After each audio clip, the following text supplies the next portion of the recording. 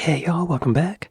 Today we're checking out the heartbreaking story of Sweet, one of Britain's best 70s acts. Sweet was one of the biggest glam rock bands of the 70s, with huge hits and a sound that helped define an era. But their story isn't all glitter and glam, it's also one of loss and tragedy, lost opportunities, and a potential they never quite met. Some have even called them glam rock's most tragic band. And today we're having a look at why. First of all, the elephant in the room. Is it Sweet or The Sweet? Well, actually, it's both. The band started out in London way back in the late... Hang on. Y'all be sure to go to Music Mongoose and like and subscribe.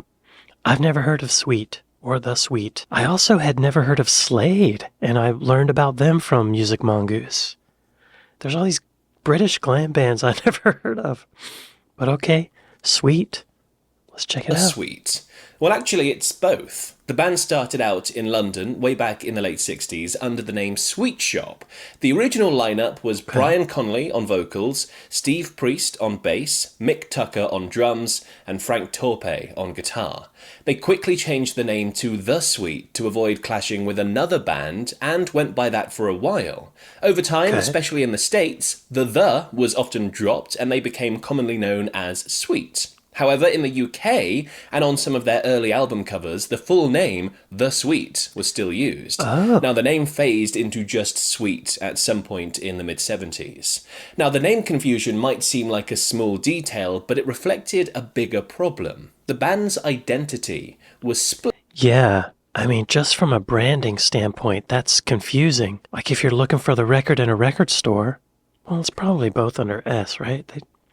Not a big deal. But still, if you know it's Sweet and you see The Sweet, you're like, is that the same band? Now, the name confusion might seem like a small detail, but it reflected a bigger problem. The band's identity was split between their image as a pop-oriented glam band and their desire to be taken seriously as rock musicians. More on that in a bit. Whatever you call them, their music is brilliant, with songs like Ballroom Blitz, Fox on the Run, What? and Love Is Like Oxygen. These... Oh, I've definitely heard Ballroom Blitz, but I heard it with, I heard it from the Wayne's World soundtrack. There was a cover of it on there. And that second song sounded kind of familiar, but I don't know where I heard it. Fox on the Run, and Love Is Like Oxygen. Okay. These songs still blast out at festivals and on classic rock stations today. They stand the test of time. But behind the hits and the spandex and platform boots, there's a story of personal demons, foul play, and sheer bad luck that held them back from lasting success. Early on, their sound wasn't quite nailed down. They released a few singles, but none of them charted. This was a band trying to figure out still what they wanted to be. The late 60s was an odd time to be a rock band because the scene was rapidly changing. Psychedelic stuff was fading, and heavier, more riff-driven rock was starting to come up. Interesting. One of the turning points was when guitarist Andy Scott joined in 1970. Now, he was a brilliant guitarist and could rip up a solo like the best of them.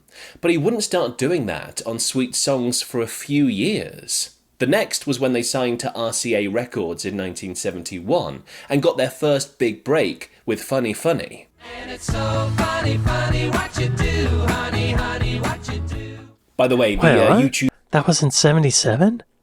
That sounds... 71. Because that sounds like Herman's Hermits or something, doesn't it?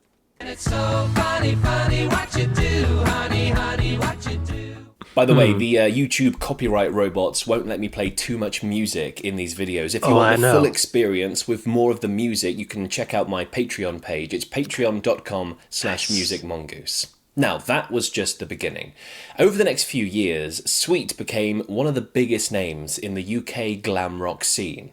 But I know what you're thinking. Funny Funny doesn't sound anything like glam rock. Well, there's a good reason for that. In the early days, Sweet Sound was a blend of catchy pop hooks with rock riffs, carried by Brian Connolly's distinctive vocals. But the thing is, they were essentially a puppet band. They weren't actually allowed to write their own songs or record their own instruments, apart from vocals and backing vocals. Their record label wanted catchy, radio-friendly singles, and they had the perfect solution. Nicky Chin and Mike Chapman, also known as the songwriting juggernaut Chinny Chap. They wrote the songs, session musicians recorded the songs, and then the Sweet performed the songs.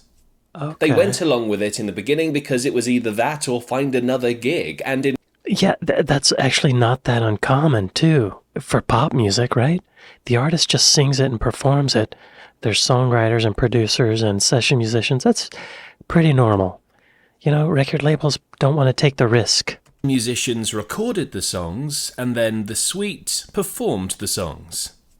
They went along with it in the beginning because it was either that or find another gig, and in fairness, things were going well for them. Songs like Coco, Little Willie, and Blockbuster flew up the charts. Sweet was everywhere in the early 70s. Their albums sold well, and their concerts packed out venues. They looked the part as well, with big hair, glitter, and of course those platform boots. When they went more glam, they really leaned into the costumes and stage theatrics. Their on-stage presence caused many people to question their sexuality, although none of the band were actually gay. They were just jumping on the gender-blurring bandwagon of the rock scene at the time. General idea, you know, right from the beginning, to do what we've done all along. Clothes and hair. Everybody thought we were queer, and so I thought, let's go to extremes. Can you get little black moustaches? Well, if you want us to, but you'll have to warn us. We'll have to have a bit of... I've warned you. You've warned us, right? Yeah. We'll have a look. At the start, we just used makeup as a giggle. We were at Top of the Pops for Little Willie, and Bowie kept telling our makeup girls, no, their eyes aren't right. We all thought, what a strange young man, taking it so seriously. It quickly became apparent the band was more than just session. Why was David Bowie there? It quickly became apparent the band was more than just session musicians. They had good material of their own and wanted to play it. The label recognised this, but wanted to keep a good thing going with all the pop. Meanwhile, the band wanted to push harder with rock sounds. This sort of tug-of-war shaped their music and career in complicated ways. On one hand, they were a successful band with huge hits. On the other, they wanted to be taken more seriously as rock musicians. So a compromise was struck. I feel like this happens a lot, or it used to at least. They're stuck in the machine, but they want to be artists. Same thing happened with the Monkees, right? The A-side singles would still be written by the Chinny Chap duo, but the B-sides would feature tracks written and recorded by the guys. Okay, that's fair, right? Yeah, that's fair. This was the start of the transition into their proper glam era, and it all kicked off with Wigwam Bam in 1972. This was their first proper glam single, and importantly, the first time the band members played on the recording themselves, not session musicians. Okay. The song had swagger. It sounds good. They can play. The song had swagger, their visuals exploded, and the band were looking every bit the glam icons. Now remember, this is glam rock in the early 70s. It isn't the screaming hair metal of the 80s. This is the precursor. Yeah. Then came Blockbuster in 1973. It hit... I was just thinking, if they were in the 80s, they would fit right in. Like they wouldn't need the poppy stuff. They could just do the rock in the 80s, right? In the early 70s. It isn't the screaming hair metal of the 80s. This is the precursor. Then came Blockbuster in 1973. It hit #1 in the UK and topped the charts across Europe. It was quintessential glam, and it firmly stamped Sweet on the map. Does anyone know the way? There's got to be a way. And the hits kept rolling. Ballroom Blitz was next, a glam blast inspired by a volatile live gig where they were forced off stage by a rain of bottles and spit. Teenage Rampage in 74 was a big, brash sing-along hit with lots of glam riff energy. During this run, Sweet epitomised glam rock. Not just the music, but the look as well. They, something about the sound of them, all the vocal layers reminds me of Queen, too, you know? Platform boots, chainmail, makeup, and matching shiny outfits. They pushed flamboyance to the max. Even more so than their glam contemporaries like T-Rex or Bowie. Musically, the Chinny Chap songwriting team fueled most of these early glam hits, but the band was growing bolder. On the B-sides and albums like Sweet Fanny Adams in 1974, they began writing heavier, more raw tracks, Sweet Fanny Adams, wow. foreshadowing the shift they'd make later on. By 1975, things shifted even more. Fox on the Run was their first A-side, co-written by the band itself. A sign that Sweet was stepping out of the pop mould. I feel like I've heard that on the radio. Where I grew up, there was this radio station called Gulf 104 in Tallahassee, Florida. And I feel like that's played. But I wonder if anyone covered it. Sweet Country Gentleman. Nope. Ace Frehley. Wow. Okay, Ace Frehley did a cover it, but I think I heard the original. I think that's what Gulf 104 played a lot. Okay. Okay. It landed in the UK and US top 10, marking a peak where glam met raw DIY energy. They were rubbing shoulders with some good company too. A friendly rivalry with fellow glam pioneer Slade. Despite all this though, they weren't really making any money, or at least a lot less than they should have been. Selling all the millions of records you've sold, have you each made a lot of money out of all this? Not really, no. Not a hell of a lot. I mean, You couldn't retire. considering we've sold about 28 million records, we should be millionaires. I mean, there must be £1 million somewhere from 28 million records. We have to go out on the road and plough a hell of a lot of money into a stage act. How much time do you spend on the road? About 4 months a year, Yeah. ideally. 74 was a bad year, so don't let's talk about it. 73 was ridiculous. We did 250 gigs. Golly. So that sort of... And we spent $250,000. And spent $250,000. As the 70s kept rolling, the band dialed up the rock.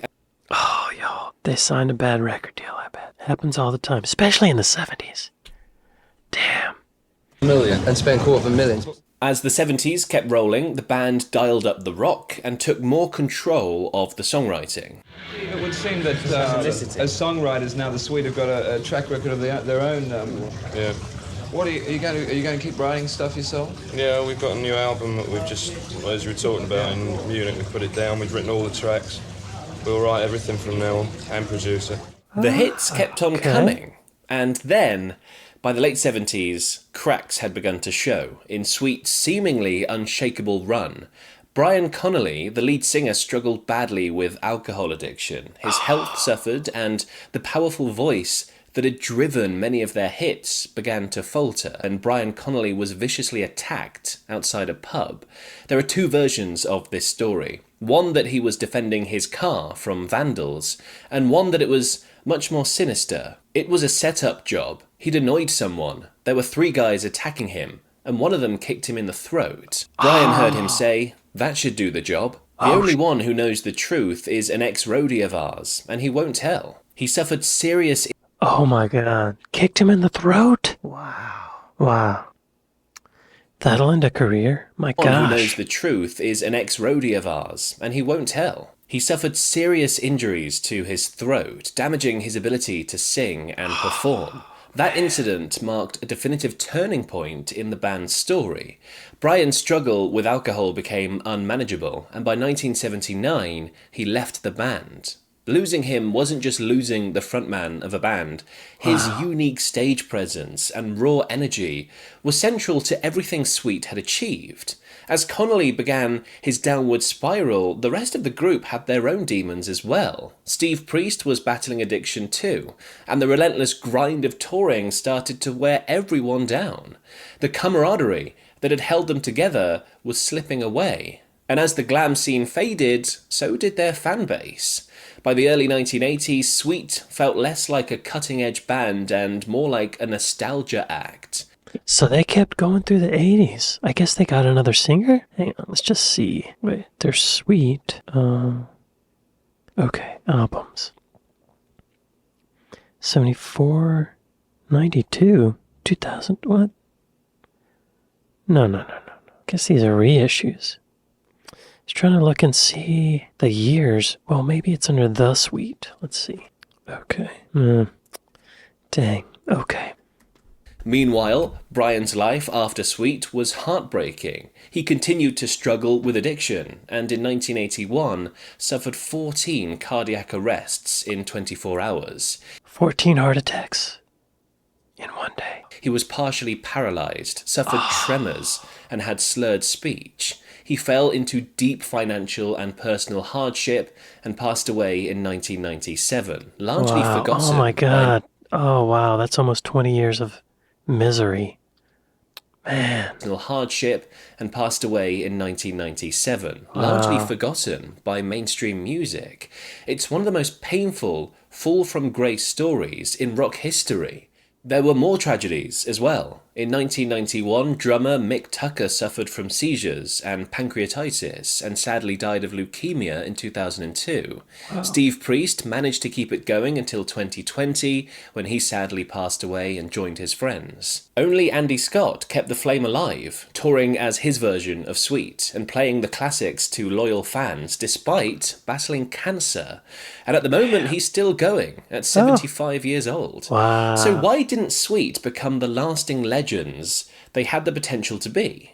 Well, firstly, there was that identity tug-of-war between pop hits driven by producers and a harder rock trajectory that the band themselves wanted. This left them in a sort of limbo, not fully accepted as either, other than... That'll drive someone to drink too, you know? That lack of dignity, that yearning to be respected as an artist. That was probably a big part of it. Left them in a sort of limbo, not fully accepted as either. Other than that, sheer bad fortune. The pub attack, health crises. Right. These were tragic moments that derailed their path. To add insult to injury, glam rock itself was a relatively short-lived trend. As punk and disco rose in the late 70s, Sweet sound began to feel dated, despite their attempts to adapt. But their music refuses to die. Ballroom Blitz still bangs out in stadiums and parties and football chants around the world. Fox on the Run still gets covered, and Love is Like Oxygen proved they could still surprise us. They never became giants on the... I haven't heard Love is Like Oxygen. Let's share it. Wow, that kind of sounds like Electric Light Orchestra. Really impressive vocals, I have to say. Very nicely done, boys. The scale of Bowie or Queen, but they never became giants on the scale of Bowie or Queen, but their impact is clear. Bands like Def Leppard, Motley Crue, they've all cited Sweet as a key influence, inspired by the glam look and musical approach. In the 80s, the hair metal craze would take the glam blueprint to new heights. Now, I mentioned glam giant Slade earlier in this video. Right. They too seem to have quite a tragic bit of misfortune in their career. I've made a full video on them. You can click over there to watch that one next. Watch it. Yeah, y'all, that Slade video is amazing too. I had never heard of them until that video. Be sure to check it out. Y'all, be sure to go to Music Mongoose and like and subscribe. This was interesting. I've never heard of Sweet. I've just heard of those two songs, really. What does Apple say their top songs are? Fox on the Run, The Ballroom Blitz, Love is Like Oxygen. Okay, yeah. Little Willie, you did mention that one. Let's check that out.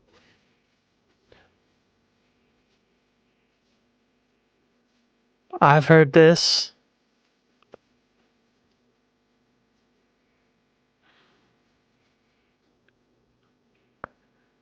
I've heard Little Willie. Okay.